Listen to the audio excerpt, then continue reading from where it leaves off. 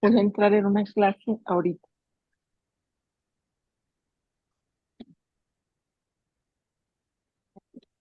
Bien, buenas noches a todos los pediatras, médicos residentes, internos, estudiantes y el público que nos acompaña hoy. Bienvenidos a este webinar de microbiota en los trastornos del neurodesarrollo. Un tema que consideramos muy importante y muy actual, ya que vemos la importancia de la microbiota en cantidad de enfermedades. Entonces, para el día de hoy, pues trajimos esta conferencia por la doctora María Elis Herrera. Consideramos que es bastante importante, productiva para todos nosotros como médicos, ya que esto es lo que estamos hablando actualmente de la microbiota, cómo nos puede afectar trastornos del neurodesarrollo en los niños. Entonces, damos la bienvenida a la doctora María Liz Herrera, le damos las gracias al laboratorio Megalabs por habernos dado la oportunidad de poder tener hoy esta charla y darle la oportunidad de que todos los pediatras, estudiantes, médicos que quieren oírla, puedan oírla en este momento desde su casa. Y en este momento la doctora Alicia Pimentel, secretaria de Educación Médica Continua, va a hacer la presentación de la doctora María Liz Herrera, quien nos va a hablar hoy de microbiota en los trastornos del neurodesarrollo. Muchas gracias nuevamente a la doctora María Herrera y al laboratorio Megalabs. Muy buenas noches. A continuación, vamos a presentar entonces a la doctora Marieli Herrera Maimone. Su pregrado fue realizado en la Universidad Central de Venezuela, obteniendo su título de médico cirujano. El posgrado en la Universidad Central de Venezuela, Hospital General del Oeste, con su título de pediatra puericultor. Y tiene su título de alergología e inmunología en el Hospital Militar Dr. Carlos Arbel. Su estancia formativa en inmunodeficiencias primarias en el Hospital de Valdebrón de Barcelona, España. Asistió al primer congreso de World of Microbiome en Milán 2019 con un trabajo de microbiota en autismo. Asistió vía online al segundo congreso de World of Microbiome en el 2021. Posgrado de microbiota Regenera. Actualmente se desempeña en el Hospital de Clínicas Caracas, jefe del servicio de inmunología. Sus áreas de trabajo y o investigación actual sobre inmunodeficiencias primarias, microbiota intestinal, alergia, trastornos del espectro autista. Es miembro vicepresidenta de la Sociedad Venezolana de Microbiota, Prebióticos y Probióticos, miembro de la Sociedad Venezolana de Asma, Alergia e Inmunología, perteneciente a su junta directiva. Pertenece a la Sociedad Clínica de Inmunología y a la Sociedad Europea de Inmunodeficiencias Primarias. Con ustedes dejo a la doctora Herrera con su tema microbiota en los trastornos del neurodesarrollo. Bienvenida, doctora, y gracias. Bueno, muy buenas noches a todos. Para mí es un honor estar hoy acá. Agradezco pues a la Sociedad Venezolana de Pediatría, a la filial Táchira, a todos los presentes. Ya llevamos 80 personas. Hablar de autismo es un tema que a todos nos interesa. Para Marieli Herrera, la verdadera pandemia universal es el autismo. Y ustedes van a escuchar que yo digo mucho autismo, autismo, autismo, porque tengo casi 20 años trabajando en eso y cuando yo empecé, pues se llamaba autismo, ahora es TEA, trastornos del espectro autista, trastornos del neurodesarrollo, trastornos generalizados, muchas siglas. Y yo voy a hablar es de autismo para que se entienda claramente y no esté hablando de siglas, porque no todo el mundo entiende de siglas. Y por supuesto, el segundo tema que me fascina es microbiota, y vamos a ver esa relación. Yo quiero darles una buena noticia. Yo no voy a empezar a poner aquí paper complicado de que no sé qué país hablan de la microbiota tal, que si el Akkermansia, que si el Faecalibacterium, que si los lactobacillus, que si las bifidobacterias. Yo voy a hablar de forma práctica para todos aquí en Venezuela. Señores, sí podemos trabajar en microbiota y autismo. Ya me presentaron, déjenme pasar aquí la presentación. Ay, le di al botón que no era. Perdónenme. Ya voy, ya voy, ya voy, ya voy, ya voy, ya voy, ya voy, ya voy, ya voy, ya voy. Quise pasar la diapositiva y se cerró. Denme un segundo, ya va, apreté el botón que no era. ¿Me siguen escuchando? Sí, ahora sí. Ok. Ya me conocieron. ¿Me siguen viendo? ¿Todo bien? Ok. Como verán, soy venezolana, ante todo, y soy muy curiosa. Soy una persona que le encanta ir al origen del problema. Por eso ustedes ven mi historial de pediatría. Después no me conformé, inmunología. Después no me conformé, inmunodeficiencia. No me conformé y ahora estoy en microbiota. Para mí, microbiota es el punto, digamos, más complejo. No me deja pasar la diapositiva. Ya va, que no quiero volver a ponerla. ¿Qué debo apretar? Ok, entonces, para Marieli Herrera, esto que están viendo en esta diapositiva no tiene ninguna bibliografía porque es mi experiencia de casi 20 años trabajando con autismo y en este camino del autismo la microbiota entra después. Entonces, fíjense.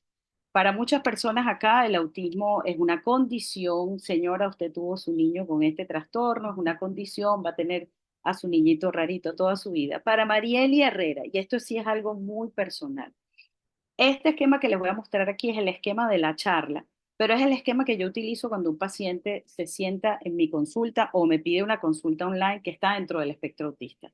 Y son los 5 caminos, grábense esto, 5 caminos que pueden llevar a que se manifieste los trastornos del neurodesarrollo o el autismo. Fíjense, el camino genético, el camino inmunológico, el camino tóxico, el camino osteopático y la mayoría de los niños son una hermosa mezcla. Es decir, que tenemos que manejar todas las variables para poder ver mejoría en esto que llaman condición.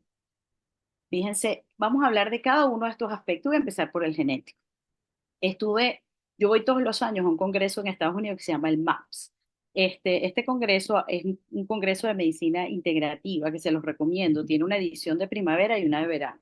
Cuando yo voy a este congreso, yo siento que estoy escuchando a Marieli hablando en todas sus presentaciones, porque ahí se habla de tóxicos, de metales, de intestino, de microbiota, de terapias, de todo lo que yo hago con mis pacientes. Y una de las conferencias que me impactó fue esta de genética. Un doctor que por supuesto vendía su examen para hacer genética en niños dentro del espectro autista, dijo que nada más y nada menos hizo un trabajo donde 150 niños, todos con diagnóstico de autismo, señores, el 40% tenía un trastorno, un problema genético. Pero ¿qué descubrió este señor? Que casi el 90% de estos niños eran mutaciones de novo, es decir, que no había sido heredada de sus padres.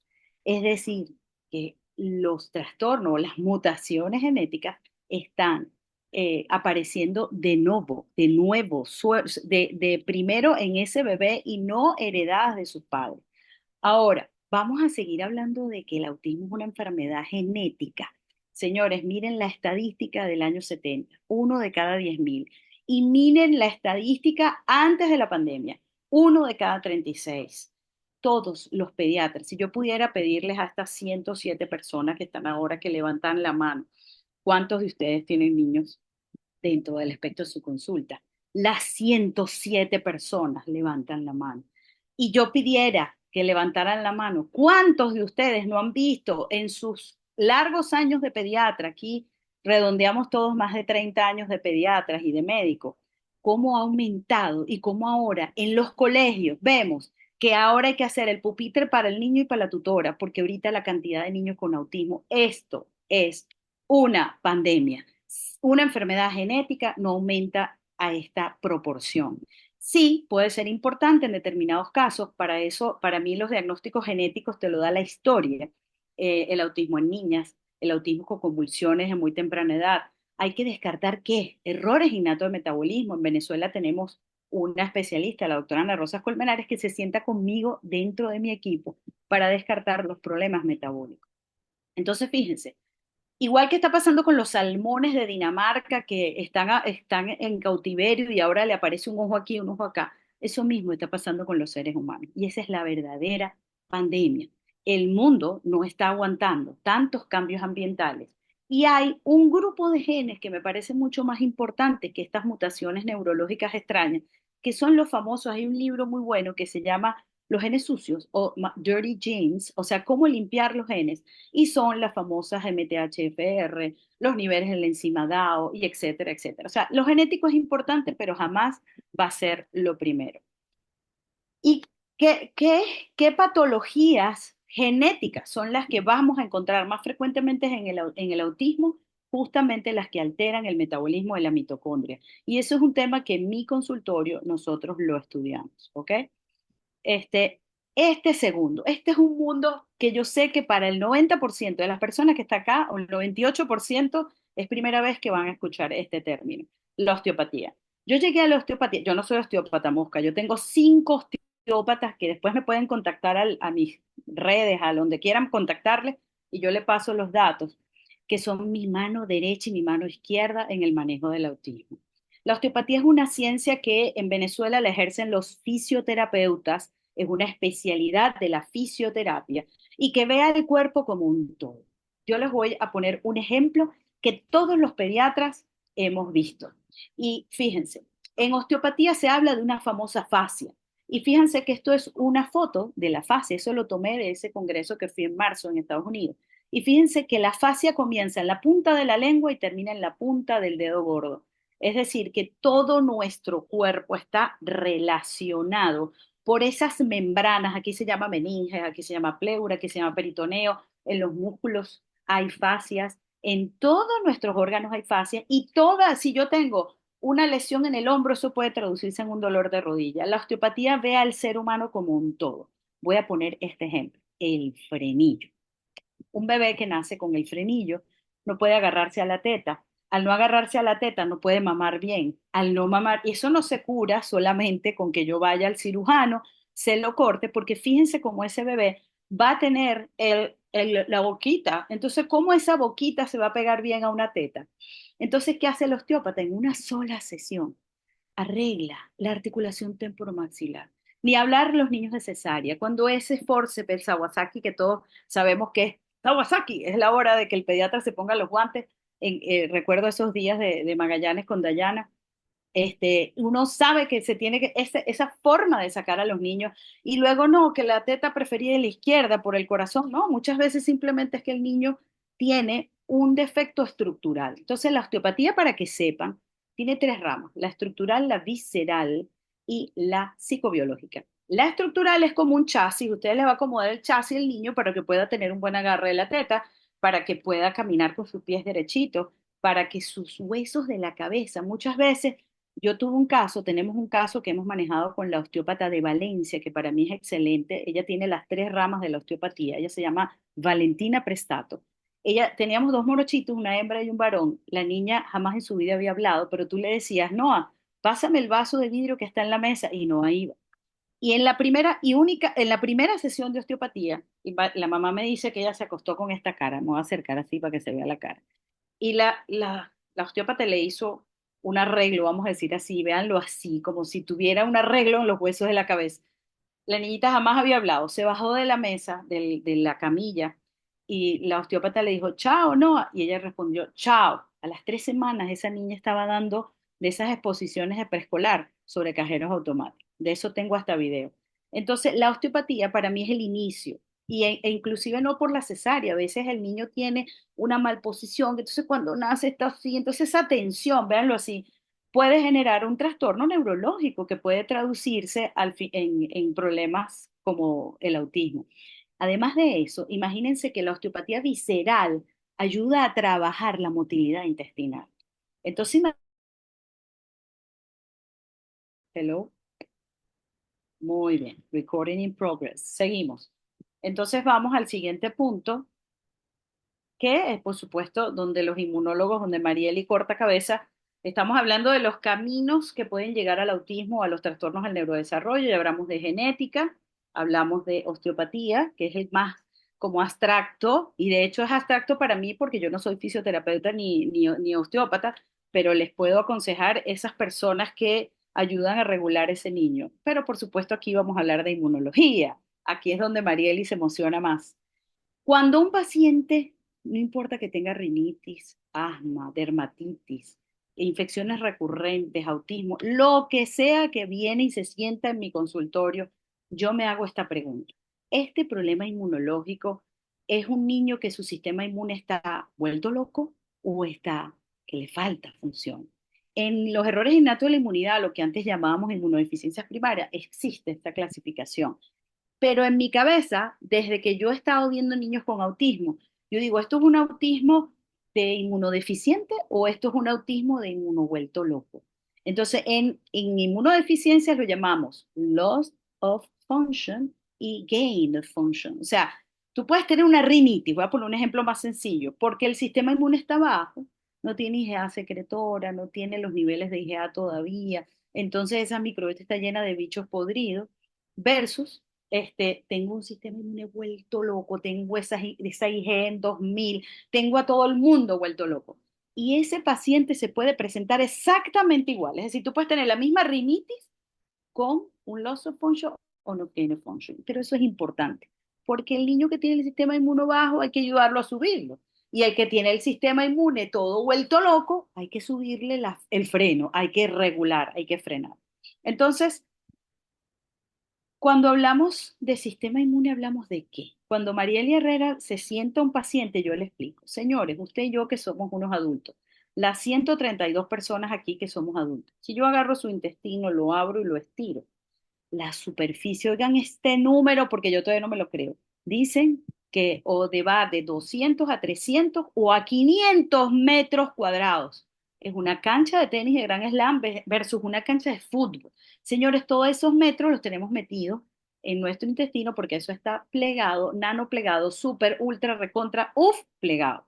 Y cada 3 células de esos 500 metros es una célula del sistema inmune. El 80% del sistema inmune está en el intestino. Y luego sabemos, recuerden eso, 80% del sistema inmune está en el intestino. Y ahora viene nuestra otra protagonista de hoy, que es la microbiota. Sabemos que tenemos por cada célula de nuestro cuerpo un germen. ¿Por qué digo germen y no digo bacteria? Porque la microbiota está conformada por bacterias, hongos, virus, parásitos y arquea. Esos son los 5 componentes. Y toda esa gente, y el sitio con más microbiota justamente es el sitio donde está el sistema inmune. Y cuando hablamos de microbioma, ¿qué hablamos de microbioma? Cuando incluimos, además de los gérmenes, los genes y los metabolitos. Entonces, microbioma es genes, gérmenes y metabolitos. Los metabolitos podrían ser hasta más importantes que la misma presencia de los gérmenes. Entonces, vamos, ya tenemos claro los conceptos de qué es la microbiota.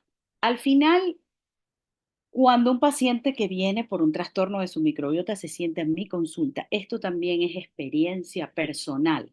Yo no puedo tratar igual a una microbiota que está excesivamente prolífera. Eso es lo que llamamos o lo que yo llamo disbiosis putrefactiva o una disbiosis por deficiencia, o una disbiosis por sobrecrecimiento bacteriano de intestino delgado, o una disbiosis fúngica, o una disbiosis porque este paciente tiene un sistema inmune defectuoso o una inmunodeficiencia. Y ampliando un poquito más estos temas, si yo tengo una disbiosis por deficiencia es porque hay una disminución de la microbiota benéfica. Eso los vemos muchos en los prematuros y no se vayan a ir porque les tengo una diapositiva cuando hable del tratamiento que se van a desmayar todos los que somos pediatras aquí, por favor. ¿Qué pasa si yo no tengo una buena barrera de microbiota? Bueno, voy a tener muchas intolerancias, alergias, porque la barrera pues va a ser, no está bien formada. Y esos son los típicos pacientes que hay mucho uso de antibióticos, sobre todo en edades tempranas. La putrefactiva, en cambio, son seres que tienen muchísimas bacterias, aminas, fenoles, dietas ricas en carne, y son bacterias putrefactas, que básicamente son los bacteroidetes. Cuando hay una disbiosis por sobrecrecimiento de intestino delgado, es lo que llaman SIBO, ahorita eso se escucha bastante, SIBO, Small Intestine Bacterial Overgrowth. Entonces hay mucha actividad fermentativa, son pacientes que tienen disminución de los ácidos gástricos y son pacientes que tienen siempre síntomas gastrointestinales elevados. Son los típicos niñitos que en los 80 y los 90 le echábamos la culpa al reflujo y que todo eso hay que quitarle el reflujo era el enemigo. Entonces, fíjense qué hago yo con un niño que buchea. Nació el bebé, se pegó a la teta y ¡buah, buah, buah! Adivinen qué es milagroso para los buches, la osteopatía. Porque muchas veces lo que hay es que acomodar un asunto, hay que equilibrar el sistema simpático y el parasimpático e inmediatamente los buches desaparecen. Luego, la deficiencia del sistema inmune, si un paciente tiene una inmunodeficiencia, mosca, tiene contraindicados los probióticos, yo no puedo meterle ningún bicho vivo, pues lo puedo matar. Hay varios artículos, eso lo aprendí en España, porque yo hablaba mucho de intestino mientras estudiaba inmunodeficiencia y me decía, Mariel y mosca, que mire que hubo un caso, que allá, que acá. Y lo dejo de último, pero en autismo, señores, esto es súper importante. Las disbiosis fúngica en español, cuando ahorita se le llama SIFO, fungi, o sea, hay un sobrecrecimiento de los hongos, la famosa cándida, y son típicas de los niños, lo que llaman picky eater, niños que no quieren comer mucho, entonces son niños que le encanta todo lo que es azúcar, que dejan, se comen solo el arroz, la pasta, el pan, la arepa y no quieren comer proteínas, no quieren comer vegetales. Muchas veces esos hongos son los que manejan ese cerebro y recuerden que hablamos que dentro del microbioma están los metabolitos y esas cándidas producen unos ácidos orgánicos que van al cerebro y nublan la mente, literal, y es lo que hace que el niño esté como oído, que no hable, que no esté, que quiera comer dulce, que no duerme, que tenga rabietas. Muchos de los síntomas de autismo están relacionados con un sobrecrecimiento de hongos, de cándida. Hay muchos tipos de hongos. Ahora, ¿cómo estudiamos la microbiota en Venezuela? Yo no me voy a poner a hablar, se los voy a mostrar, de pruebas de metagenómica, que sí, sí, ajá, chévere. Quien quiera de ustedes hacer una prueba metagenómica, de genética, de esto que cuestan 800, me dice y yo se las doy. Pero Marieli Herrera es una doctora de Venezuela, yo vivo en Caracas, yo no estoy ni en España, ni en Europa, ni en Estados Unidos. Yo vivo aquí. Ya yo pasé por esas pruebas, ya las usé y vi, a mí no me hace falta gastar tanto dinero para estudiar la microbiota. Y fíjense que no debemos desperdiciar una muestra de heces. Muchas veces, cuando tenemos un niño dentro del espectro, nos aparecen blastoconidia, blastosporas. ¿Qué son eso? Esos son hongos. No esperen a saber el apellido, el nombre, será una cándida, será un geotricum, todos los nombres raros que aparecen de los hongos.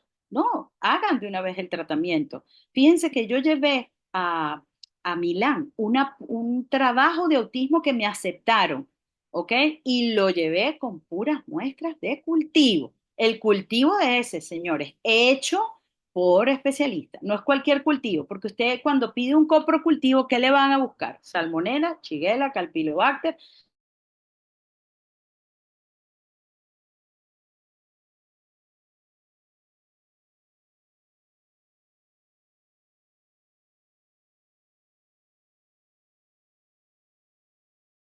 Y fíjense este caso.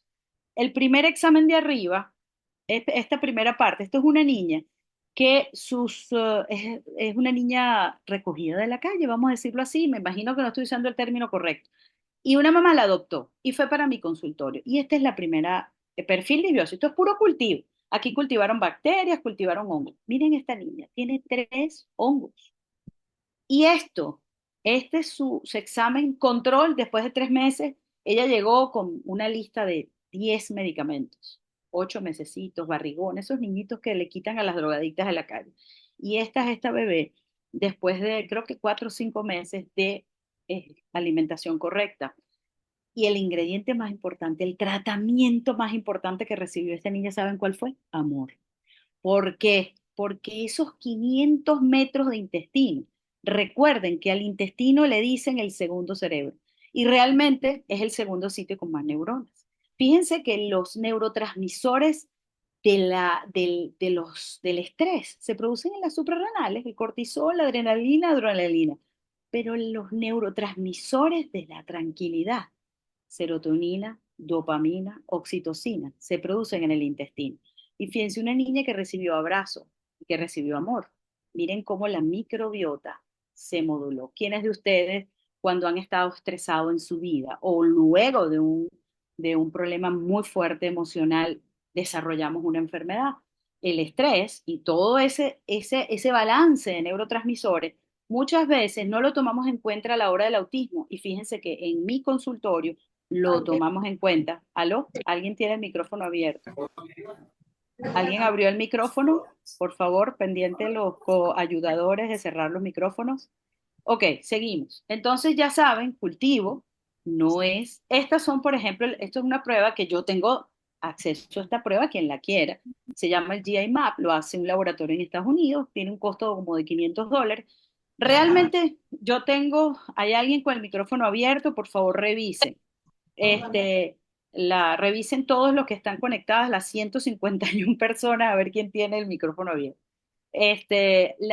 Fíjense, por ejemplo, aquí nada más voy a poner una página, esto es una prueba que tiene 8 páginas, pero cuando yo sospecho de una disbiosis fúngica por hongos, aquí nunca me crecían, entonces yo dejé de utilizar, ¿ok? Pero hace una semana vi una pacientica de Estados Unidos, una niña de año y medio, que le hice el perfil disbiosis, el perfil celíaco, y ahí tiene las transglutaminasas positivas. ¿Ustedes creen que una bebé de año y medio es celíaca simplemente porque tiene la genética? No, señor. A esa niña yo le pedí esta prueba. Yo digo, yo tengo que ver cómo está la microbiota benéfica, yo tengo que ver cómo está qué bacteria patógena está. Cuando yo le tengo que poner apellido a la disbiosis, con nombre y apellido, con que el germen, yo mando a hacer, pero fíjense, en lo que va de 2024, una sola paciente le hice hacer este examen. Es una niña que está en Estados Unidos, pero en Venezuela lo puedo hacer. Y esta prueba que les voy a mostrar ahora es mi prueba favorita.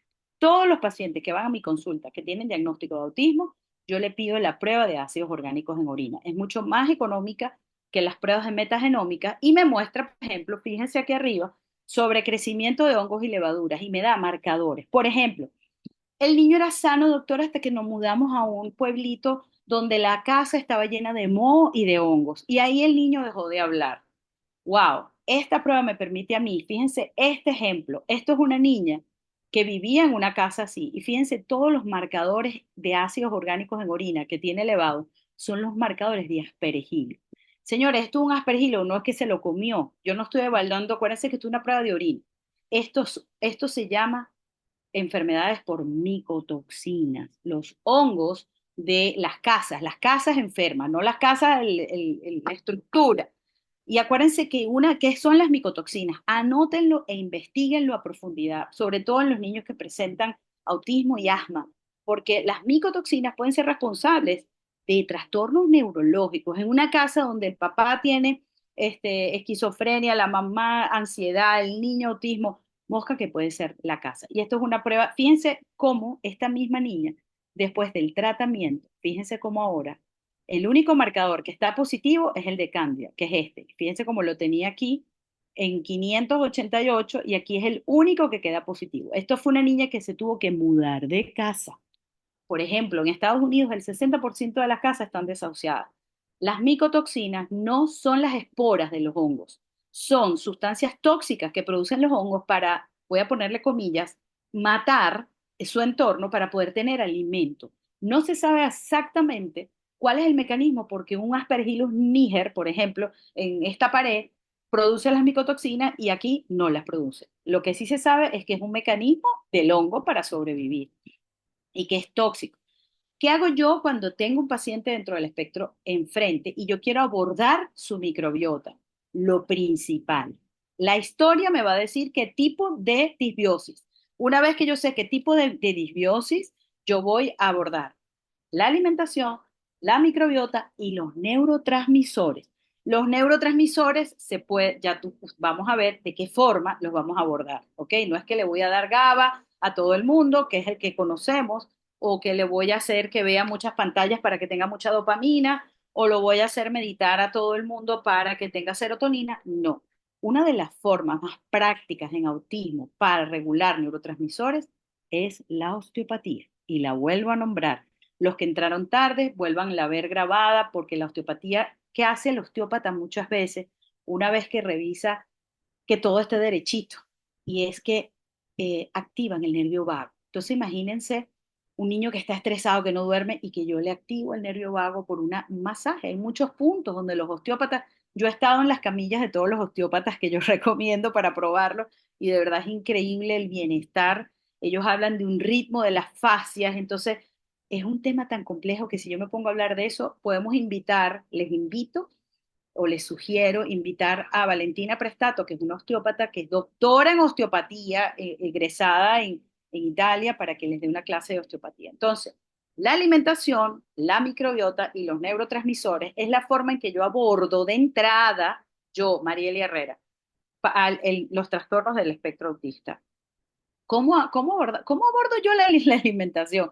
Una dieta sin gluten, sin lácteos, sin esto, sin aquello, sin aquello. No.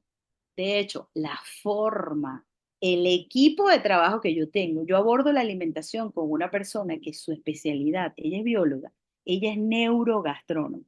Ella aborda la alimentación desde la felicidad, desde la reunión familiar, desde la mesa, desde lograr que ese niño a través de neuronas espejo empiece a consumir alimentos que lo nutran de verdad. Y lo más importante, cuando un niño tiene las controversias de las benditas intolerancias, olvídense de alergia a alimentos y autismo no tienen, pero ni una lineecita, pero intolerancias a alimentos y autismo sí. Acuérdense que cuando comemos, no solo comemos nosotros, come también nuestra microbiota. Nosotros alimentamos a nuestro cuerpo y a nuestra microbiota. Si yo lo que como es puro carbohidrato, ¿qué microbiota voy a tener? En cambio, si yo hago una alimentación variada, yo siempre hago un dibujo del intestino y dibujo varios bichos y digo, si yo como lo mismo todos los días, yo voy a tener una microbiota aburrida. En cambio, si yo como variado, si yo como con muchos colores, si yo como muchos pacientes que vienen a la consulta que tienen diagnóstico de autismo, ni siquiera le hago las pruebas de intolerancia, porque cuando ves, comen tres cosas. ¿Cómo voy a tener yo una microbiota saludable si el niño come tres cosas? Y siempre es el tetero. Una vez tuve un paciente que como no comía nada, la mamá al tetero, en la licuadora le ponía un huevo. Y esa era la comida. Y así tenía meses. Y el niño no hablaba. Apenas yo le dije a la mamá, el último tetero se lo diste hoy. Se acabó, doctor, ¿y cómo le voy? Se va a tirar el piso, va a parecer un adicto. Señores, voy a poner un solo ejemplo, cuando los lácteos inflaman, se producen unas sustancias que se llaman caseomorfina, morfina. La leche, el tetero, llega a ser un opioide, una droga. Entonces, cuando tú se la quitas, el niño, yo les advierto, esto lo he vivido 1000 veces, desde hace 20 años veo autismo con mi maestra, la doctora Benarrocha. Le quitabas la leche y el niño, yo le decía a las mamás, va a tirarse al piso, va a parecer que está convulsionando. No, es un drogadicto cuando le quitas la droga, porque es una morfina, es un opioide. Igual el gluten tiene una sustancia que se llama gliomorfinas, están diagnosticadas. Tú te comes el gluten, dices, ay, qué rico. Cuando pasa el efecto, quiero más. Eso se llama adicción, glutenholic. Si lo estuviera a la vista, diría, levanten la mano. ¿Quiénes son los glutenholic? Dígame toda esa gente que le encantan las arepitas andinas que son más buenas que el carrizo, que están llenas de trigo. ¿Cómo abordamos la microbiota? Y este es el tema fundamental de hoy, la alimentación. Acuérdense que cuando comemos, comemos nosotros y la microbiota. ¿Cuál es el objetivo? Que el radio Firmicutes bacteroidetes esté 1 a 1. Acuérdense que esto lo vamos a saber solo si hacemos las pruebas metagenómicas. Que el 90% sean Firmicutes y bacteroidetes, que el Fecalobacterium claudicii sea el 15%, que los Clostridium y los Streptococos el 0,2%, que las proteobacterias, fíjense una cosa importante, la mayoría de las bacterias patógenas son proteobacterias y que haya unos buenos niveles de ácidos grasos de cadena corta. ¿Cómo logro yo tener buenos niveles de ácidos grasos de cadena corta? Muy importante lo que llaman, por ejemplo, cuando yo sospecho que el paciente tiene una disbiosis fúngica, es decir, tiene un sobrecrecimiento de hongos o un sifo, ese paciente si come azúcar, azúcar, azúcar, azúcar, azúcar, azúcar, azúcar, nunca va a salir del ciclo. No se va a tratar con un fluconazol. Señores, el 90% de las cándidas en Venezuela son resistentes al fluconazol. Dejen de estar mandando fluconazol para tratar blactoconidias y lactosporas. No. Lo primero es la alimentación. Usted tiene que decirle a la mamá, los carbohidratos de ese niño tienen que ser almidón resistente. Una vez le pregunté a una nutricionista dentro del grupo de la Sociedad Venezolana de Microbiota, ¿qué le gustaba más a ella? ¿Almidón resistente o sin almidón reducido? Me dice, almidón resistente. ¿Por qué? Porque cuando yo consumo los alimentos almidón resistente, que no sepa qué es eso, anótelo, investíguelo a profundidad. porque en eso se me puede ir una hora de clase, llega a ese intestino, a ese colon, justamente el sustrato para que se produzcan los ácidos grasos de cadena corta. El más famoso es el butirato, es quien repara al intestino. Entonces yo tengo intestino permeable, pero entonces como azúcar. No, hasta que yo no entienda esta parte, cuál es la microbiota que tengo y qué es lo que tengo que trabajar, no voy a poder lograr el objetivo.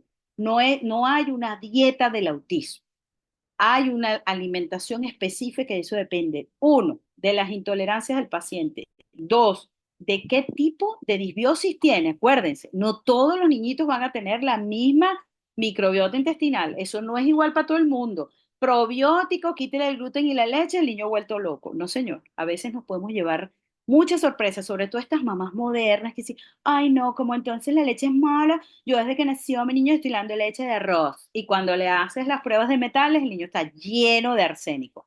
Señores, mosca, ¿ok?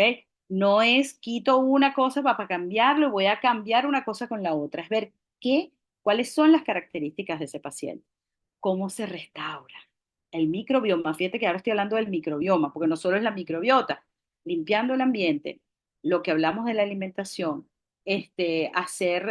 hay veces, una vez que nosotros llegamos a la alimentación perfecta, ahora viene el tratamiento. Si hay tratamiento para la microbiota y no es precisamente de entrada un probiótico, ojalá un probiótico, unos cuantos cepas de lactobacilos, bifidobacterias y todo esto pudiesen hacer que un niño hablara. Yo eso no lo he visto así directamente, yo he visto más con los cambios y hay que con paciencia, paso a paso. Cuando llegas al tratamiento, lo primero es, dependiendo de la disbiosis, yo utilizo suplementos. Ahora fíjense, cuando el paciente hace los ácidos grasos, los ácidos orgánicos en orina, por ejemplo, ahí en esa prueba yo puedo ver si hay o no disfunción mitocondrial. Y si hay disfunción mitocondrial, eso es lo primero, porque ¿qué pasa cuando la mitocondria no está funcionando? No funciona ni el sistema inmune ni el sistema neurológico. Y el 70% de los niños dentro del espectro autista tienen una disfunción mitocondrial, ya sea primaria o secundaria al problema de tóxicos, ¿ok? Y hay tratamientos médicos específicos. Muchas veces yo llego a los tratamientos médicos, sobre todo en las disbiosis fúngicas o en las disbiosis por inmunosupresión. ¿Qué características tienen las disbiosis de inmunosupresión? Son esos típicos niñitos que venían bien, que habían hecho varias otitis. Fíjense, antes de poner las vacunas del año, por favor, pregunten cuántas veces ha tenido otitis. Hay un patrón inmunológico del autismo regresivo. Acuérdense que hay niños que vienen bien y de repente, ¡pácata! Otra vez alguien tiene un micrófono abierto y una cámara. Acabo de ver una cosa ahí que apareció en la cámara.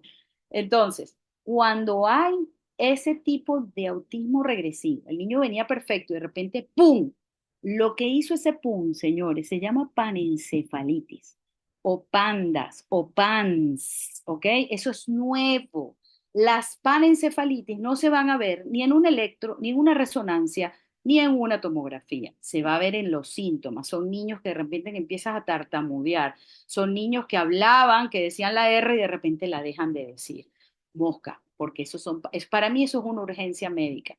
Y ahí yo tengo que correr con esos papás a ver por qué hicieron la regresión.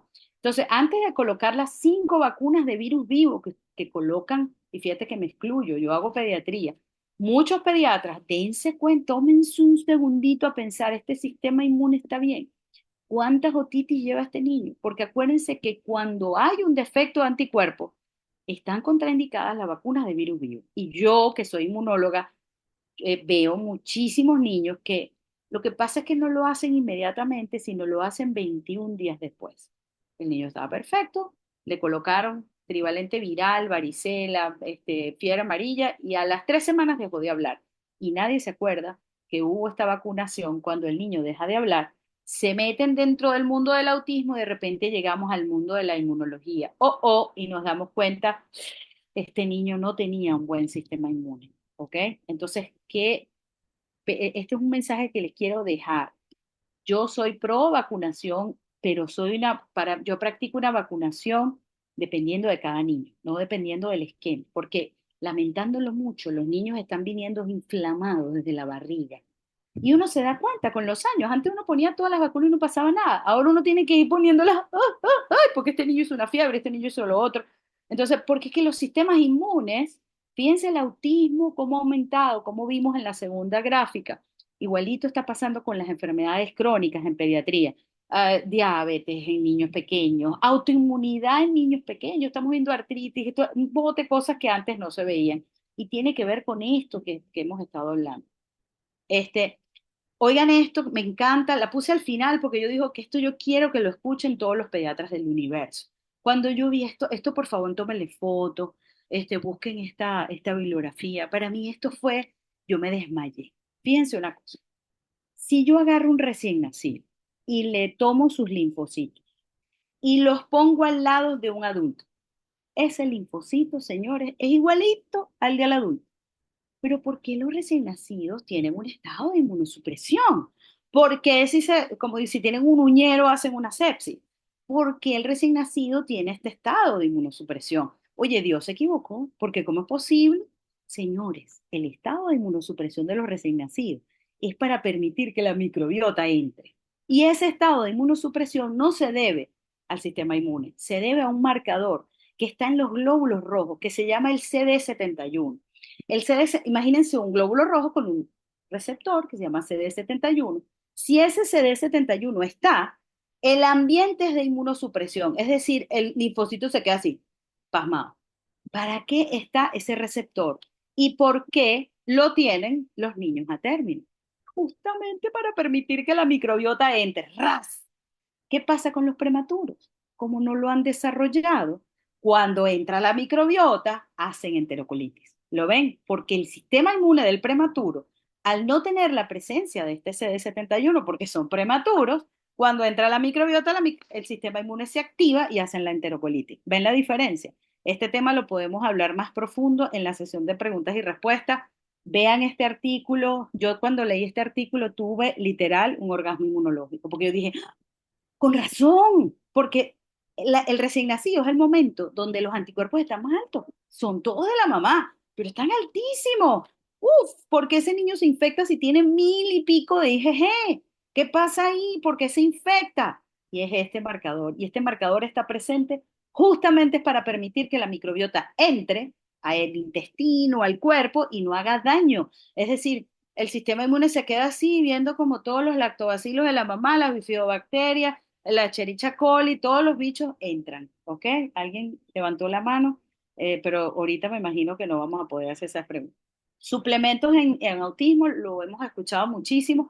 Digamos que esta es una de mis especialidades. Yo abordo con suplementos dependiendo de cada paciente. Enzimas digestivas, prebióticos, vitaminas, manejo de oxalatos, el manejo de la motilidad, tratamientos específicos de patógenos, todo eso se logra a través de los suplementos. Y algo muy importante, yo sé que el doctor Rimland en los 50 descartó que los niños dentro del espectro fuesen unos niños maltratados por sus padres, como decían antes. Es que los niños autistas son niños que su papá no los quiere. Eso es lo que se decía antes del doctor Rimland.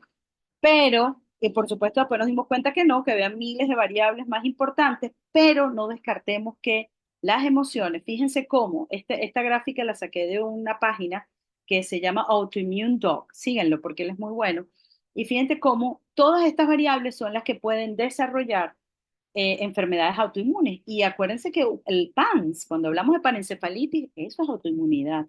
Y estamos viendo problemas de autoinmunidad en autismo muy frecuentes. Y si no hacemos nada, cuando lleguen a la adolescencia empiezan a convulsionar. Y fíjense la gota más grande. ¿Cuál es la gota más grande? Los traumas. Son importantes, aunque usted no lo crea. O sea, hay que preguntar muy bien. ¿Qué es lo principal para lograr esto? Una mentalidad saludable. O sea, esto, fíjense las raíces, lo que no se ve. Vemos el autismo, ¿verdad? Pero hay que hacer ejercicios. Los niños tienen que hacer lo que llaman grounding, salir al aire libre, quitarle los zapatos, tocar con los piecitos la grama, descargarse. Fíjense que muchas micotoxinas de esas que hablamos, de los tóxicos de los hongos, bajan cuando los niños se conectan con la naturaleza. Momentos de autocuidado, exposición al sol, descanso adecuado, alimentación saludable, paz con el sistema familiar, relaciones sanas, todo eso tiene que formar parte del manejo del autismo. no solamente el puntico de la microbiota, la dieta, las terapias. Y fíjense una cosa, les repaso, para los que entraron tarde, los 5 caminos, y pongo la palabra autismo, que hay que seguir para lograr que esto mejore son el dedo gordo, por supuesto, lo inmunológico, la genética, los tóxicos, la osteopatía y la mayoría son una mezcla. Esto fue un summit que hicimos en marzo de este año. Fíjense cómo debe manejarse el autismo. El autismo se debe manejar por un equipo. Huyan de esas personas que dicen, yo curo el autismo yo sola porque yo me sé, como una vez estaba dando yo un live la semana pasada y una persona dice, el autismo se cura cuando quitas los parásitos. Y yo, claro, entonces debería haber más autismo en los países como Venezuela y no, los países con más autismo justamente es donde menos parásitos hay. Entonces esa no debe ser la causa, ¿verdad? Pues el manejo tiene que ser, fíjate que hay una nutricionista, la inmunóloga, una pediatra, mi maestra, la doctora Benarroch, una maestra de colegio, otra pediatra, una psicóloga, la neurogastrónoma, un neuropediatra y las terapias. Esto es una terapeuta ocupacional. Y aquí faltan más personas con las que yo trabajo, la doctora Ana Rosa Colmenares, errores innatos de metabolismo, los osteópatas varios, porque son varios. Y bueno, a los que no se habían enterado, pues este año fundamos la Sociedad Venezolana de Microbiota, Prebióticos y Probióticos. Síganos por Instagram, @sovenpip, ahí está, @sovenpip. Y por supuesto, yo no puedo hablar sin hablar de mi lema, paz intestinal. El eje de paz intestinal, oigan esto, es corazón, cerebro, intestino. Y eso todo está ligado a la alimentación. Señores, corazón, cerebro, intestino. Ese es el equilibrio, eso es lo que está faltando. Estas maquinitas nos están desconectando y los niños dentro del espectro autista vinieron a recordarnos que nos tenemos que conectar. Y un ejemplo es esta maravillosa clase de 155 personas que están aquí reunidas y de verdad para mí es un honor. Y bueno, muchas gracias. Aquí están mis redes, este es mi Instagram, @Marieli Herrera Maimone con doble L Y. Este es mi celular para los que tengan alguna duda y soy la jefa del servicio de inmunología porque soy la única inmunóloga orgullosa de Hospital de Clínicas Caracas. Están los teléfonos del consultorio. Hago consulta online para los pacientes de Venezuela. Siempre van a tener que ir a Caracas alguna vez porque lamentándolo mucho, todas las pruebas especiales se hacen en Caracas. O sea, no hay los cultivos, el perfil disbiosis, las sensibilidades. Hay muchos laboratorios que lamentándolo mucho tenemos o digamos que los que yo confío, porque hay un laboratorio que toma muestras por toda Venezuela, pero ese laboratorio para mí no es confiable, porque ya solo como toma las muestras, fíjense, cuando uno va a hacer el perfil disbiosis de la floresta, te entregan unos kits, unas instrucciones, todo. Entonces yo no entiendo cómo hay gente en el interior que toma una muestra de heces en un potecito y eso estudia microbiota con eso, señores. La mayoría de las bacterias son anaeróbicas. Si usted toma la muestra en un potecito de heces normal, usted no está estudiando microbiota, está haciendo un examen de heces. Y acuérdense que los exámenes de heces bien hechos tienen que ser frescos. Entonces, para microbiota, y vamos a suponer que ustedes quieren hacer las pruebas afuera, tienen que dejar la muestra en Caracas porque el tiempo, ya de por sí llevar una muestra de Caracas o de Venezuela a otro país, porque acuérdense que no tenemos vía directa a Estados Unidos ni a Europa, tienen que haber escalas, entonces la muestra, lamentando mucho, tiene que tomarse en Caracas. Entonces, bueno, esto es todo. Muchísimas gracias. Gracias por esta invitación. Y bueno, estoy a la orden para cualquier otra charla que deseen y a la hora de las sesiones de preguntas, si quieren hacer preguntas, estoy disponible, todo lo que quieran. A ver, wow, me tardé un poquito.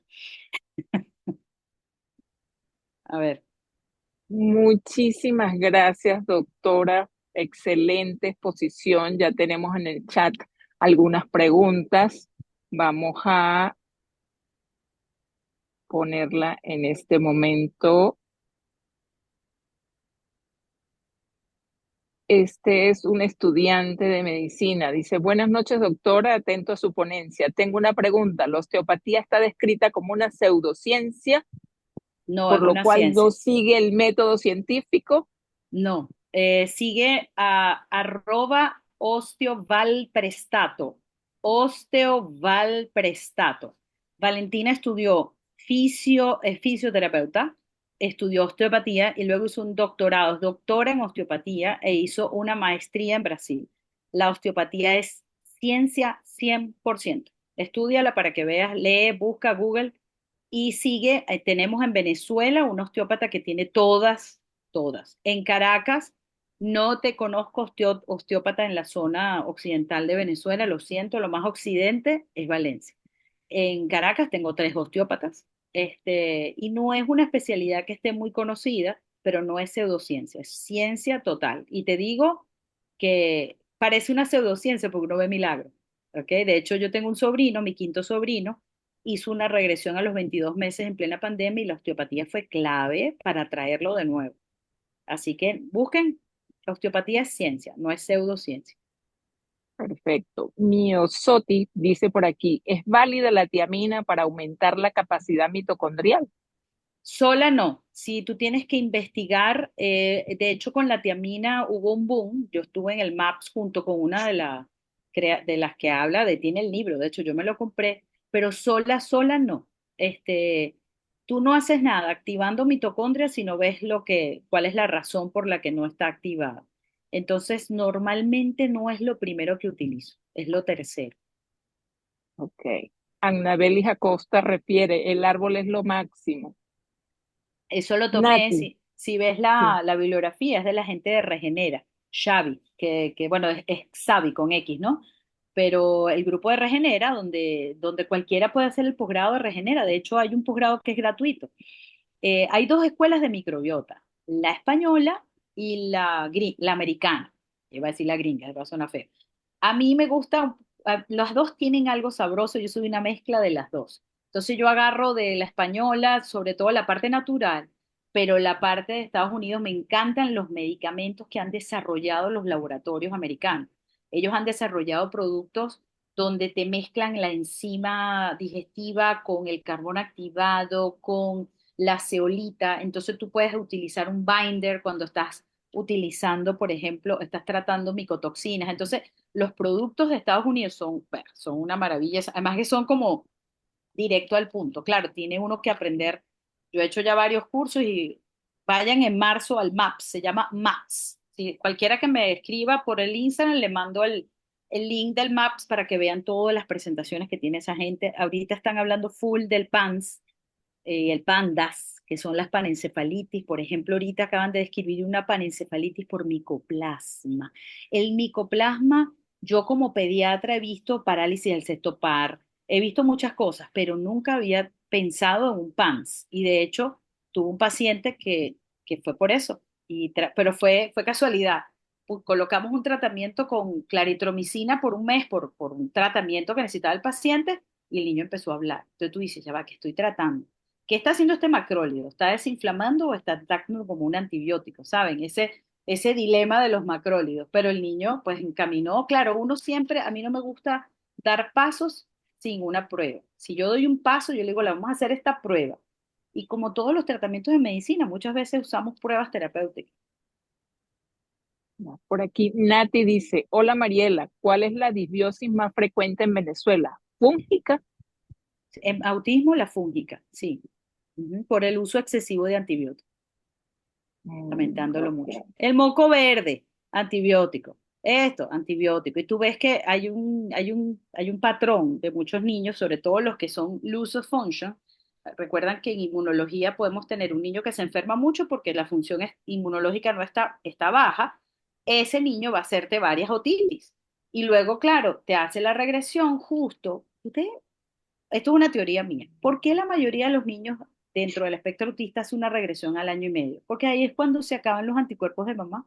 En el último trimestre de embarazo, la mamá le pasa todos los anticuerpos y jeje, se acaban al año y medio. Y ahí, ¡pum!, aparece la regresión, porque ya no hay quien sostenga a ese sistema inmune que está... ¿Lo ven? Claro.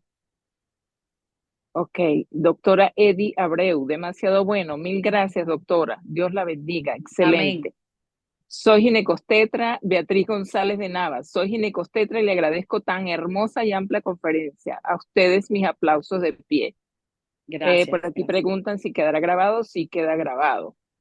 Dalia dice, excelente, doctora Marieli. Elizabeth, no pude entrar a tiempo. Excelentes, excelentes. Felicidades. Perdí la señal, no pude escuchar todo el tema. Bueno, Excelente, mil bendiciones. Amén. Gracias. Eh, por aquí hay una doctora, saludos. Un paciente de 8 años con TDAH, hiperactividad, tiene selectividad alimentaria, solo come pasta con queso, arepa, panqué y pastel. En terapia ocupacional y sensorial, con actividad, tiene plomo en 5.3. No se ha logrado otro tipo de alimentación. ¿Alguna sugerencia? Ese paciente debe ser de Valencia. En Valencia hay una fama de hacer plomo en sangre. Los metales pesados se miden en sangre solamente cuando hay una contaminación aguda, porque los metales difunden, ¿ok? Nunca van a estar en sangre. Entonces, eso es un niño que imagínense que yo lo estoy viendo hoy en consulta. Ese niño lo primero que hago es quitarle el gluten y los lácteos. De golpe, fuera, out. El niño se va a tirar al piso y va a empezar a agarrar comida. Después vemos qué tiene. Pero es ese niño urgente. Hay que cambiar la alimentación, si no, no va nunca a ser funcional. Y si no le cambias la alimentación, luego empieza a convulsionar en la adolescencia. Claro, porque si ¿quién está pidiendo comida ahí? Los hongos. Fíjate que lo único que pide o sea, yo cuando pesaba 200 kilos, yo abría la nevera y yo buscaba. ¿Qué es lo que busca cuando uno tiene cándida? El azúcar. Ahorita vamos a un restaurante, comemos y tú me dices, María, ¿y el postre? Dayana es testigo porque Dayana estudió pediatría conmigo y ella me vio 200 kilos. ¿Y cómo ¿En comíamos en esas serio? guardias, Dayana? Sí, señor. 186 kilos llegué a pesar yo. Al quitarme los alimentos que me inflamaban, yo bajé 100 kilos que no vuelvo. ¿Te acuerdas de esas guardias? Le poníamos nota a los residentes quien trajese el postre más rico. Esa era una cuerda de cándidas pidiendo comida. Lo certifico, lo certifico. Lo certifica, Dayana, Ay sí, Dios, señor. ay Ay Dios. Dios, ay Dios. Por aquí alguien pregunta, ¿qué tipo de papel puede ejecutar un nutricionista en este tipo de casos, doctora? Fíjate, yo tengo a mi disposición dos excelentes nutricionistas, pero fíjense una cosa. El nutricionista interviene en mi equipo cuando yo siento que el paciente, por ejemplo, tengo una niñita con un diagnóstico genético de estos neurológicos, la niñita está en cama, y entonces había que calcular las proteínas y los gramos, o sea, esa parte matemática. Pero yo trabajo con una persona que es neurogastrónoma. Entonces ella pone a las mamás a jugar. Imagínense, a uno le decían, no se juega con la comida. Pues no. Vamos a jugar con la comida para que ese niño selectivo le empiece a llamar la atención. Y a los niños de alto desempeño, o sea, de estos que son autistas leves, pues los ponemos a cocinar y los ponemos a disfrutar. Entonces, la neurogastrónoma, ella se llama Adriana García, síganla, adrianagarcia.bienestar en Instagram. Ella trabaja las emociones y la alimentación. Y muchas veces esto es más importante que un cálculo de porque hoy día la inteligencia artificial nos ha quitado campo. Si yo pongo en ChatGPT o en Gemini y todas estas cosas, ponme un menú sin gluten, lácteos, huevo, lo que sea, y anticambia. ¡Plac! No, pónmelo venezolano. ¡Plac! El menú lo tenemos. El problema es cómo hacemos que ese niño que es selectivo, que acabamos de hablar, haga ese menú realidad. Bueno, eso es lo que trabaja Adrián. Cómo lograr que se haga realidad. Cómo trabajar la neuroselectividad. Ahora bien, si este niño es neurosensible porque tiene un trastorno osteopático, hasta que usted no le acomode esa boca, ese niño no va a aceptar masticar. No es con terapia. Es que he visto tantos milagros. O sea, que tú acomodas esto y el niño acepta el alimento. ¡Wow! Lean sobre osteopatía, que no es un mito. Pobre Valentina, Eh, las citas con Valentina están para enero.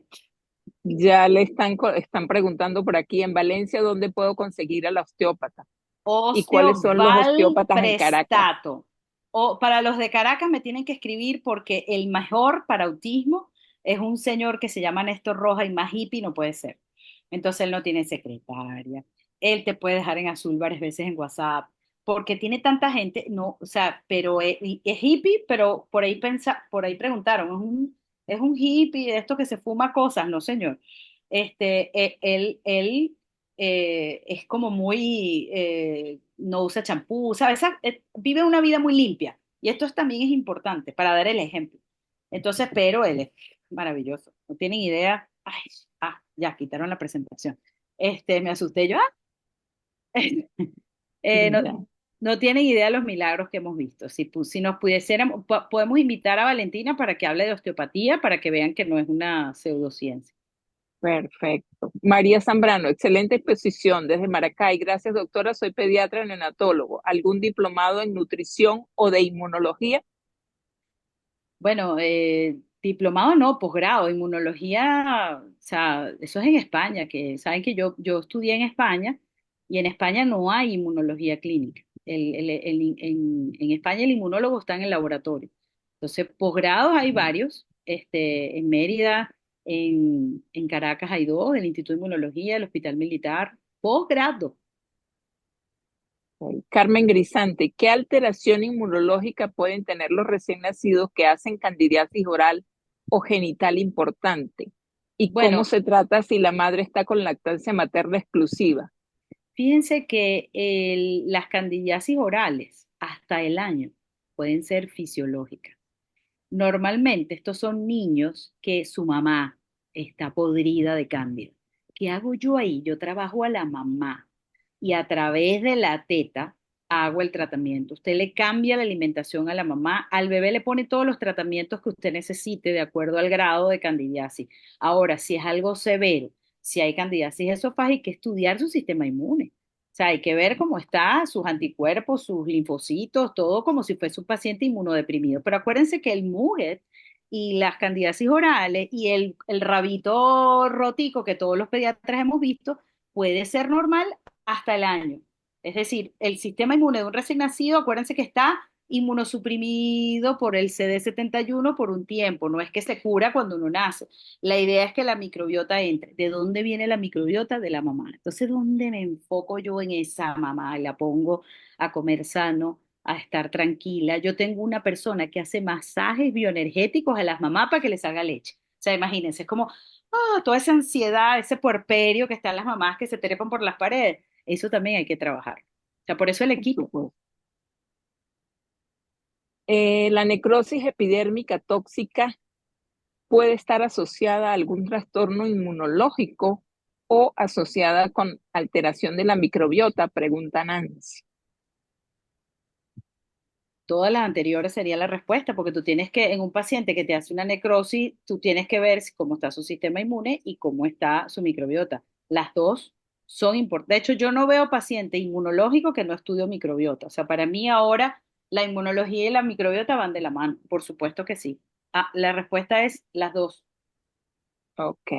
Giormar dice, doctora, excelente, éxito y felicitaciones. Soy gastropediatra y esto realmente es un reto diario. A veces tengo una semana con hasta 10 pacientes con TEA y realmente preocupa. ¿Dónde recomienda el perfil de disbiosis y ácidos orgánicos? Soy del interior del estado Aragua. El perfil disbiosis en la clínica La Floresta y punto, no hay otro sitio.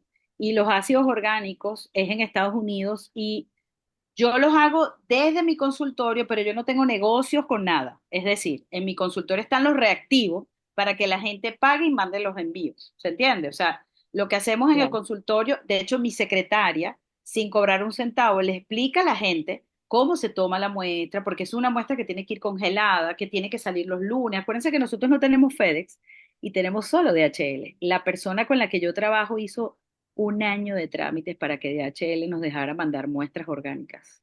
De hecho, casi que Inmuno 21 y Advanced Beta Genome somos los que tenemos la forma. Yo puedo mandar las muestras que yo quiera, para donde yo quiera. Yo he podido hacer muestras genéticas, todo lo de inmunodeficiencia, todo lo que yo quiera, gracias a esta persona que es como un intermediario. Ese intermediario deja los kits en mi consultorio y mi secretaria, el teléfono que estaba de mi consultorio, a través de mi secretaria se pueden hacer los ácidos orgánicos en orina. Y si Ok. quieren aprender de ácidos orgánicos en orina, hay que hacer, yo llevo 3 cursos y todavía siento que me falta. Es un tema complejísimo porque es metabolismo, mitocondria, ciclo de Krebs y eso uno lo vio hace mucho tiempo.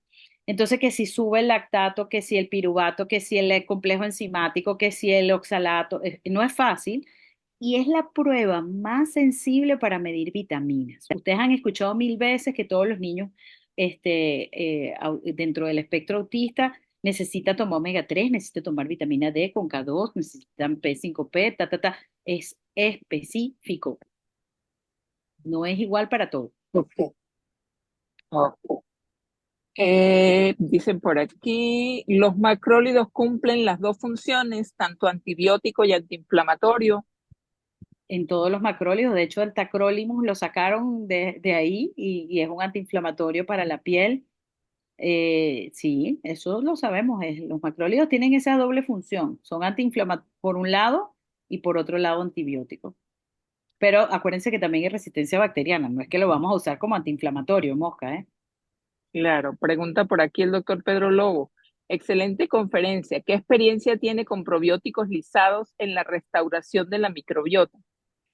Para mí, el milagro no lo dan los probióticos. Yo sé que muchos de los laboratorios, este, o sea, si tú, imagínense el niño que presentó una de las doctoras, que lo único que come es pan, panqueca tiene una microbiota pobre. ¿Ustedes creen que dando solamente un probiótico esa microbiota se va a restaurar?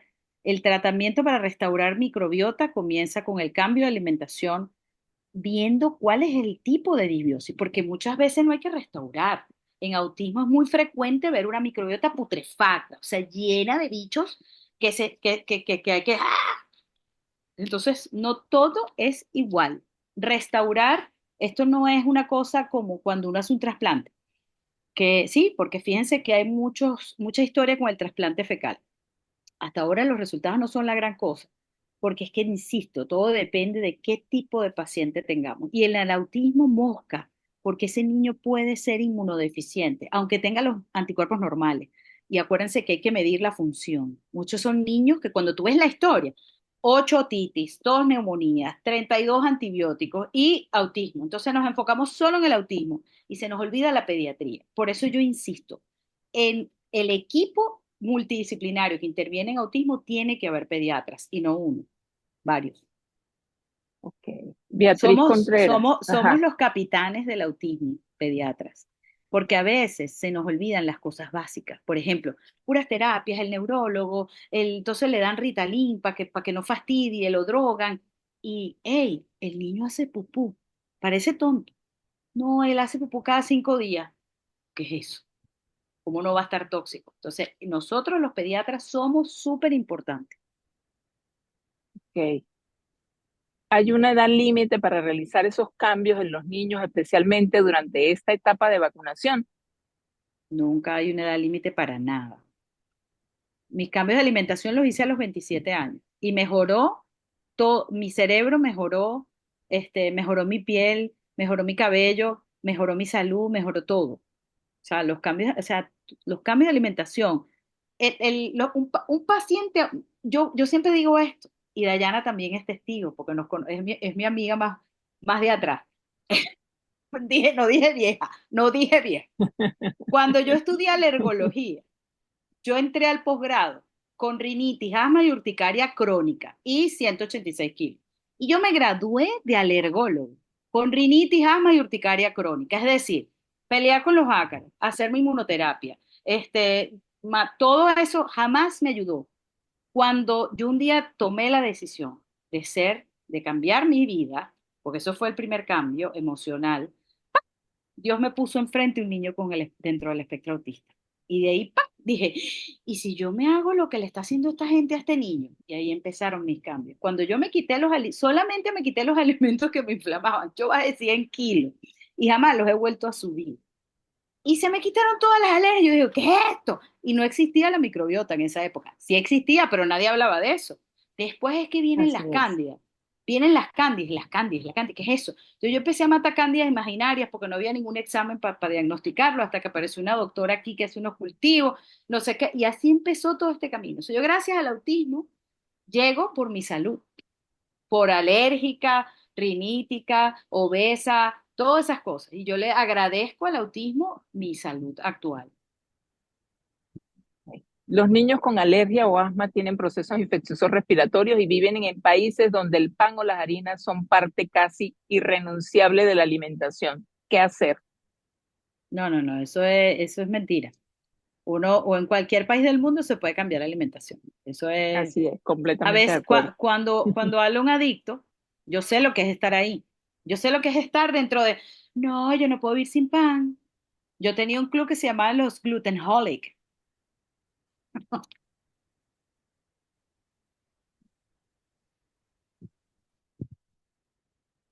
Ay, se fue la doctora. Oh, oh. Creo que se fue Alicia, sí. Creo que lo que quedaba por aquí, la población andina está expuesta a plaguicidas, vegetales organotóxicos. ¿Cómo promover la atención y la prevención en estos casos? No solo eso, hay un tema importante en la población andina y es que la tierra tiene arsénico. No es solamente que el hombre echó el arsénico, no, no, no, la tierra, la roca, la cordillera tiene arsénico. Entonces, ¿qué tenemos que promover?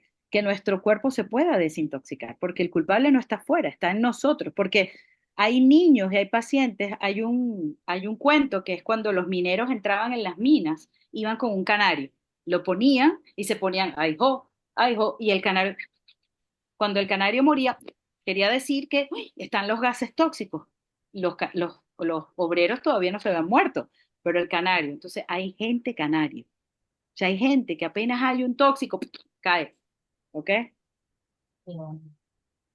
Bueno, muchas felicitaciones, varios mensajes felicitándote. Allí Gracias. está María Alejandra Aranguren. Bendecida noche, doctora. Es la doctora María Alejandra Aranguren, pediatra puricultora. Excelente conferencia. ¿Qué atención le merecen las pruebas de optimización epigenética para dar los aportes correctos de vitaminas, minerales, oligoelementos y vigilar agresores Yo, ambientales? yo las he visto, las he revisado, me parece que una muestra de cabello decir que te va a decir todas las intolerancias al alimento, los niveles de... Me parece que abarca mucho y eso me preocupa. De hecho, yo no, me las mostraron, no me, no tengo la experiencia. No puedo decir que no sirvan o sí sirvan, pero me parecen que abarca demasiado para realmente una muestra de cabello te lo diga, ¿sabes? O sea, la epigenética, la mejor forma de saberla es a través de la historia. Es mi opinión. Claro, yo hago pruebas de metales, hago pruebas de tóxicos, todas esas pruebas, pero no es lo primero, porque son costosas, son costosas. En autismo hay que optimizar recursos, porque entonces se van con gente que les cobran $3.000 en exámenes y allá, y epigenética, y genética, y aquello, ya va, ya va, ya va, ya va, ya va, ya va. Y eso es lo bueno y eso es lo que da la experiencia. Con la historia, que siempre será nuestra principal herramienta no solo para autismo, sino para microbiota. Tú ves, ¿y el niño se pegó a la teta? No. ¿Y el niño tomó tetero? Sí. ¿Y buchaba? Sí. Entonces tú vas viendo. La historia me dice a mí más información que pruebas costosas. ¿Están indicados los probióticos en pacientes con episodios eméticos y diarreas? No es lo más importante, hay que ver primero por qué Carrizo tiene los episodios eméticos y diarrea. Exacto. La pica está relacionada con la microbiota. ¿Cómo Por puede su- explicar eso, doctora? La pica normalmente está relacionada con déficits nutricionales, varios. No solamente es el déficit de hierro que todos conocemos, sino también pueden ser otros déficits nutricionales. Y sí, porque la sobrecrecimiento, sobre todo el SIBO, da sensaciones orales, bien importante. Y a veces eso lo utilizan los niños como para rascarse. Hay que ver bien, ¿no? Pero básicamente son déficits nutricionales varios, no solo hierro. Bueno, aquí hablan de que es importante el trabajo en desarrollo, el trabajo en equipo. Me gusta mucho que usted esté hablando del trabajo en equipo. Bien. Diga, los terapeutas, ¿dónde dejamos a todos los terapeutas varios? De hecho, en mi consultorio hay un neuropediatra que él es el que receta las terapias. Dice, este niño tiene que hacer la terapia ocupacional, este niño necesita la terapia de lenguaje, él es el especialista en eso. Nosotros los pediatras intuimos, pero hay que utilizar, fíjate, el neuropediatra. ¿Qué hace el neuropediatra? Ve, este paciente necesita electro, necesita resonancia, tiene características, lo examina como examina un neurólogo que no es lo mismo como examinamos los pediatras generales. Entonces, él decide. Y una vez que el neurólogo descarta toda su parte, viene el inmunólogo. ¿Lo ven? Y el osteópata. Después él, la que hace neuroalimentación consciente, que es la que hace la alimentación. Después vemos si hace falta la que hace metabolismo, Ana Rosa. Oye, no, este niño será un fenicetonúrico, o sea, porque ¿cómo se presenta la fenicetonuria no diagnosticada con nuestra pesquisa neonatal que no hacemos? Pues con autismo, ¿lo ven? Entonces no todo el autismo es la dietica sin gluten, sin lácteo y terapia. No. O es un niño que fastidia, vamos a drogarlo. Porque yo antes de llegar a vamos a drogarlo, vamos a ver por qué es hiperactivo, es mi opinión. Julibet Julibet Vélez pregunta, ¿alguien presentó alergia a tubérculos y cuando los lavo con cloro se quita esa reacción? ¿Será por algo que tienen los cultivos?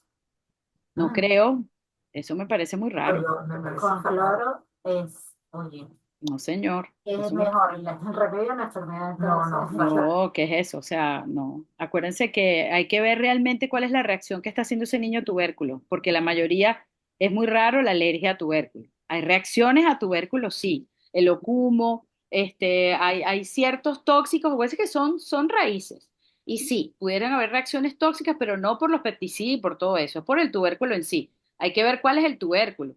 Es la yuca, ¿sabes? Hay muchos tipos de tubérculo. Entonces, y normalmente las reacciones no son por tóxicos, es por otras cosas que hay que investigar, pero no es frecuente. bien, por aquí, Inmunocenter, el doctor ¿Quién Robin será? Pérez. Felicidades, Marieli, excelente contenido. Nos queda mucho por ver y aprender. El doctor Robin es el presidente de la Sociedad de Microbiota y Probióticos. Sí, Además, es señor. presidente de la Sociedad de Alergia, Asma e Inmunología. Excelente como siempre, la doctora Alejandra Valecillos, la Tan fusión bella. perfecta entre inmunología y microbiota. Yes. ¿Puedes comentarnos algo sobre el glifosato y la alimentación? Pregunta el doctor Robin. Sí, bueno, en general, a ver, más que una dieta específica, hay que ver qué, qué tiene ese paciente. ¿Se entiende? O sea, porque sí es verdad que hay glifosatos y todo este cuento, pero no tenemos las herramientas fáciles para hacer este tipo de diagnóstico. Lo que sí podemos evaluar es qué tipo de alimentación tiene este paciente. Y dependiendo de cada paciente es que vamos a desarrollar los cambios de alimentación. Yo no me voy tan detallado de entrada. ¿Se entiende? Están los oxalatos, los glifosatos. Hay muchas cosas importantes en la alimentación y los niños dentro del espectro, pero no es lo principal de entrada. ¿Ok? Es mi opinión. Bien. María Mateos, en Asperger de alto rendimiento o autismo leve, ¿cuál es la causa más frecuente en Venezuela? ¿Has visto casos que se liberen o que mejoren esta condición? Sí, fíjense que ya el nombre Asperger no se utiliza, sino se utiliza Ujú. autismo de alto rendimiento porque tenemos que evitar las etiquetas en Las de general. Yo me la paso peleando con las mamás que dicen que él es asmático. No, él presenta asma, no lo etiquetes. Es que él es alérgico. Quítale esa etiqueta porque si tú le pones al verbo ser, todos los tipos de autismo, desde el leve, el moderado, todos van a mejorar cuando tú los estudias. Entonces, ¿qué hay que estudiar? Todo lo que hablé en la conferencia. ¿Cuáles son los alimentos que lo inflaman? ¿Cómo está su microbiota? ¿Cómo está la osteopatía? Y la historia es cómo está su patrón evacuatorio. La doctora María Mateus es una excelente cardióloga con la que yo trabajo. Ella me refiere a todos sus pacientes con miocarditis. Fíjense lo que hemos notado la doctora Mateus y yo, que todos los pacientes que ella me envía con miocarditis tienen sobrecrecimiento de cándida. Todos. 100%. Entonces, de hecho vimos un niñito que lloramos las 2000 veces porque ese paciente hizo una fibrosis cardíaca. Estábamos preocupados, ¿cómo va a crecer con fibrosis, no? Y ella me dijo, Mariela, yo nunca había visto esto. Yo lo que hice con ese niño neurotípico fue exactamente lo que hago con los niños dentro del espectro autista. Le hice los ácidos orgánicos, tenía la arabinosa, tenía oxalatos que le daban la vuelta a la página. Tenía un problema en su ciclo de Krebs. Nos fajamos en ese ciclo de Krebs. Al fajarnos con ese ciclo de Krebs, ese sistema inmune hizo así y la siguiente resonancia cardíaca estaba normal. Y María Mateus no lo podía creer. Entonces, lo mismo que hemos hecho con nuestros pacientes con miocarditis, María Mateus, podemos usar con los Asperger, o los autismos leves de alto funcionalismo, lo mismo. De hecho, para la rinitis, para el asma, para las infecciones recurrentes, o sea, y la microbiota, acuérdense que está justo donde está el 80% del sistema inmune. Bien, pues bueno, Marieli, ya creo que por aquí no tenemos más preguntas. Muchas felicitaciones de todos los participantes por acá. Y nosotros, pues bueno, muy agradecidos por esa excelente ponencia. Bueno, Gracias. he visto varios alumnos aparecer, Graca, Joaquín de Maracay, o sea, todos esos pasaron por mis manos cuchis. en el hospital militar. Cuchi. Muchísimas gracias, doctora, por tan excelente charla. Creo que ha sido un aprendizaje para todos nosotros comenzar a ver a estos niños autistas con otra visión, mejorar la dieta y no enfrascarnos en que vaya al taller, en que haga la terapia, cuando tenemos que averiguar muchas otras cosas, un equipo multidisciplinario para poder ayudar a estos niños. Fíjate lo Exactamente. importante de la dieta. Muchísimas gracias, doctora. Creo que ha sido una excelente charla para todos los que tuvimos la oportunidad de escucharla. Gracias por la invitación. Para mí es un honor y estoy, por supuesto, emocionadísima de estar aquí con ustedes y, bueno, dispuesta a lo que me pidan. Desde la Sociedad Venezolana de Microbiotas, Prebióticos y Muy Probióticos. bien. Ya, Agradecidos también con quienes participaron en este webinar y tuvieron esta información y agradecidos con el laboratorio Megalabs que nos brindó esta oportunidad tan grande. es importantísimo que los laboratorios presten Sí, muy este importante. servicio para todos nosotros y nos ayuden a estar pues comunicados. Estoy súper feliz, 160 personas fue el número top y Éxito. es un éxito total. Saludo a todos los No, pacientes que me han saludado. Anabela, que está en Miami, no, yo llego a Estados Unidos la semana que viene, voy a un retiro de meditación, gracias, porque o hacemos eso o la microbiota se nos vuelve un desastre, sobre así todo los que es. tratamos a los pacientes. Bueno, muchísimas gracias, Mariela. Un abrazo, que descanses. Un placer, gracias, gracias. Gracias. Chao, Ah, chao. bueno.